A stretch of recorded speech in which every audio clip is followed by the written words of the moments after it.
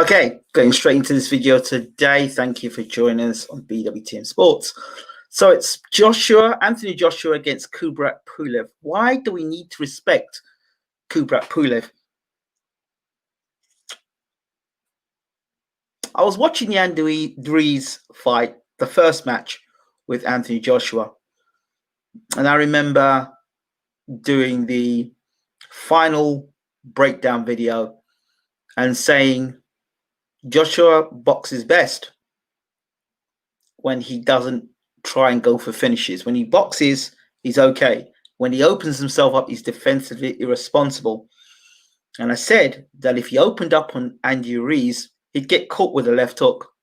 And in the fight, that's exactly what happened. He got caught with the left hook, engaging when he shouldn't have been engaging, got nailed with the left hook, and Andy Ruiz's superior hand speed and flurry of punches was able to drop Anthony Joshua. Now remember, Joshua just dropped Andy Ruiz. He got up and he hit him with a hard right hand. Ruiz walked straight through that right hand to land his own left hook. So I don't want anybody calling this fight an upset, because there's clear and present danger in this fight for Anthony Joshua.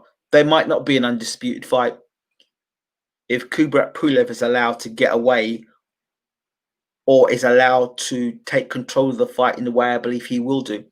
Look, fighters fight in patterns. You have to understand this. And I gave you the red flags as well for the Dillian Whyte fight. With him back, if he's back against the ropes, with him at times being sloppy in his defense, and ultimately that he paid the price for being sloppy in his defense and getting knocked out by Alexander Povetkin. People call that an upset. I was not upset. You can't have lapses of concentration and throw sloppy punches at times and leave yourself open against a world-class fighter like Povetkin. You're gonna pay for that. So here we have Anthony Joshua against Kubrat Pulev. Now, I got so caught up in the Ruiz defeat because so many people on the line at that time, I don't know what I'm talking about. I don't understand. I don't know what I'm talking about boxing, blah, blah, blah, blah, blah, blah, whatever. You know, and I think I've got more calculated with things. And so with this fight here with Kubrat Pulev, it wasn't the hook. I go back to the Ruiz fight. Think this out for 1 second. Go back and look at the Ruiz fight. What was giving Anthony Joshua the problems in the first place? The thing that was giving Anthony Joshua the problems in the first place is that he was being beaten to the jab by a much shorter guy. Andy Ruiz was beating and backing Joshua up with the left jab. So Joshua couldn't find comfort in just sitting behind his own jab and keeping Ruiz on the outside, because Ruiz was closing the range down, getting close to Joshua and landing jabs and hurting him on the inside. He was able to walk Joshua back. The far bigger man, stronger man, supposedly, Ruiz was able to walk Joshua back, walking back to the ropes. And from round one, Ruiz's left jab was a problem. So we talk about the left hook and Ruiz's combination punching, but we don't talk about the way Ruiz was able to move his feet into Joshua and double up the jab and give Joshua problems. Now, I've always said Joshua on the front foot. Joshua on the front foot using the jab and use the right hand. Yeah, he's good like that. When you back Joshua up, when you put Joshua's back against ropes, when you get inside on Joshua, if you hit with a double jab, he doesn't quite know what to do. You see, the Ruiz rematch, Ruiz was out of shape. It was clear to see. That was not the Ruiz who fought in the first fight, for sure. But Kubrat Pulev, and you look, I see Kubrat Pulev's lines are quite similar to Alexander Povetkin. You're hearing the same old things. Kubrat Pulev's an old man. Kubrat Pulev has only been knocked out once in his career. And Kubrat Pulev similarly fought Huey Fury, and fought he fought Chisora as well, Pulev. So he fought two British guys. And Pulev did well against both guys. So Pulev's at a certain level. And it's very dismissive. People in the UK are very dismissive of people. Oh, he's old. He's old, he's slow, he's this. Kubrat Pulev has got an excellent left jab. Has he got a jab better than Anthony Joshua?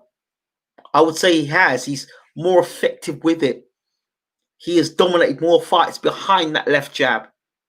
The tools you need to beat Anthony Joshua. First of all, you need a ticker. You need a heart. You need to believe in yourself.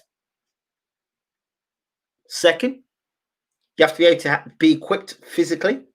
Kubrat Pulev is not a small guy. He's a big guy, big frame guy. He's not a small guy at all.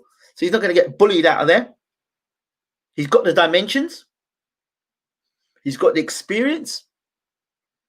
He's got the hunger and desire to be heavyweight. He's never been heavyweight champion of the world. I thought he was. He wasn't. So Kubrat Pulev will want to be heavyweight champion of the world.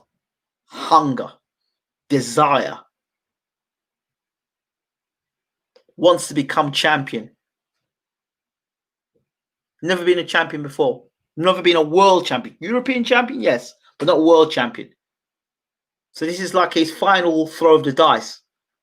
And he would see that once you put Joshua onto the back foot, I don't mean push Joshua onto the back foot and let him dance around the ring like he did against an overweight Andy Ruiz. I'm talking about if he backs Joshua to ropes with a hard double jab, he shuts Joshua down. He shuts Joshua's ability to be able to get onto the front foot, use the jab, and plant that big right hand in. He closes the range down. And Joshua hasn't got the greatest chin, remember. So there's always the possibility with a double jab with Kubrat Pulev and a big right hand over the top, hitting Joshua on the chin. Joshua's not exactly Mr. Cast iron chin. This is a dangerous fight for Joshua. Make no bones about it. It is a dangerous fight. Very dangerous. Anybody thinks that he's going to go over there and just blast Kubrat Pulev in a couple of rounds, forget it. Not happening. And I'll tell you why it's not happening. Because fighters fighting patterns and give you some sort of idea of how they fight. Anthony Joshua, we're not of yet, has he blown away a world-class opponent in the first couple of rounds? He hasn't done it. 6, 8, 10, 11. The Klitschko, who'd had 2 years sitting down on his chair in retirement, comes back and fights Joshua. Klitschko has Joshua down in that fight. And Joshua comes back and wins the fight in the end. That's a Klitschko that has it of the year for 2 years, out there ring for 2 years. He fights Andy Ruiz. Fast hands, good chin, good big heart, great amateur experience. Came to fight, hunger.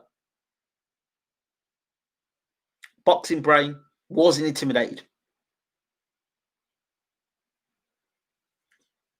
Alexander Povetkin, not the biggest heavyweight, but as you saw early on, gave Joshua problems.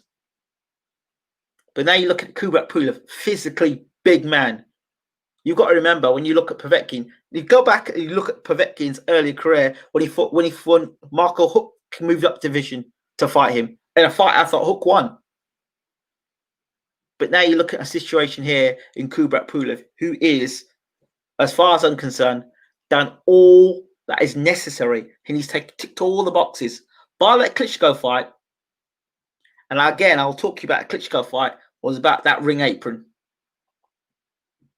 By that Klitschko fight where he got knocked out, every other fight of Kubrat Pulev, how many fights have you seen Kubrat Pulev get beat up in? How many times have you seen Kubrat Pulev get hammered in a fight? The one fight one talks about is the Klitschko fight. And even then, he needed a canvas for that.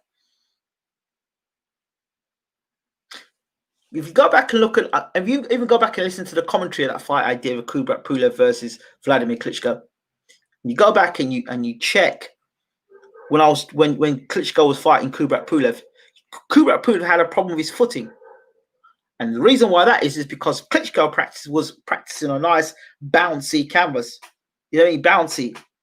And then when you train like that on one of sort of bouncy canvases, and then the other fighters is on a flat canvas, when you get in the ring to move and use your movement, you can't. You're like moving in quicksand. Kubrat Pulev looked exhausted in that fight. Made sense. And he was like moving in quicksand. It was like he was in quicksand when he was doing everything. So it made me realize and come to the conclusion that something's wrong with that canvas. And if you look at Orlando Solis was another one where he got his leg broken in that fight against Vitaly Klitschko when he was doing quite well in it. So these are things we need to consider and think about. So don't look at that Klitschko fight, and I think Kubrat Pulev's improved since that fight. One of the things about older fighters is that they, for the most part, particularly at that level, they study and they get better. I'm not saying Kubrat Pulev's invincible, but he is not going to be coming to England to lie down. And anybody that's got a heart, that's got a good jab, can back Joshua up and take away his best attributes as when Joshua's on the front foot, stands a good chance. And he's willing to throw punches. He's got hands, Pulev. He's got hands. So this is a dangerous fight. And if Pulev can push Joshua to the ropes, if Pulev can take the center ring and beat Joshua to the jab early, back him up to the jab, force him back, then we're going to see how he reacts to that. I remember stories of hearing about Kubrat Pulev in sparring back in the day when David Price was on the rise. And people say Kubrat Pulev used to beat David Price up for fun in sparring. Beat him up for fun. So that's when David Price was on the rise, knocking everyone over. So Kubrat Pulev is a serious threat here, people. It says not a walk in the park for Joshua. And nobody knows quite what style Joshua's going to come out with against Kubrat Pulev. Is he going to jab and move around the ring against Kubrat Pulev? That would be unadvisable. So he'd have to stay in box. And if he comes out and tries to take Pulev out, which is the worst thing Joshua can do, try and blast Kubrat Pulev out of there, he leaves himself vulnerable to getting hit. So he'll have to box Pulev carefully and not be so keen to get involved. Because when Joshua opens up and he gets involved, that's when he gets hit. That's when he gets hurt. And that's when the problems start. Not the first time. We've seen flashes of it. We saw it in the Dillian Whyte fight. We saw it in the Klitschko fight. We saw it now we see it in the Ruiz fight. So don't call this an upset. Not on this channel. It's not an upset. Pulev stands every chance to become heavyweight champion of the world for these reasons. So this is not a walk in the park. This is clear and present danger. You've been warned. Thanks for watching.